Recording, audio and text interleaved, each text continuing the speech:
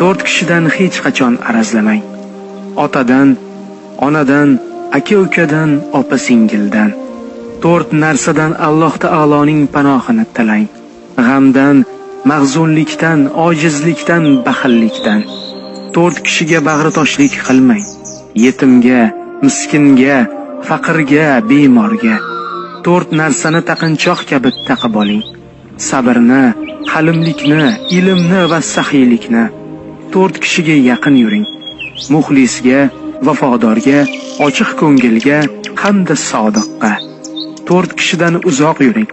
Oilangizga ko'z olaytiradigan fosiqdan, millat xoinidan, musulmonlarning xatosini izlab sharmanda qilish uchun urinadigan quloqdan, dushmanga xizmat qiladigan pastkash do'stdan.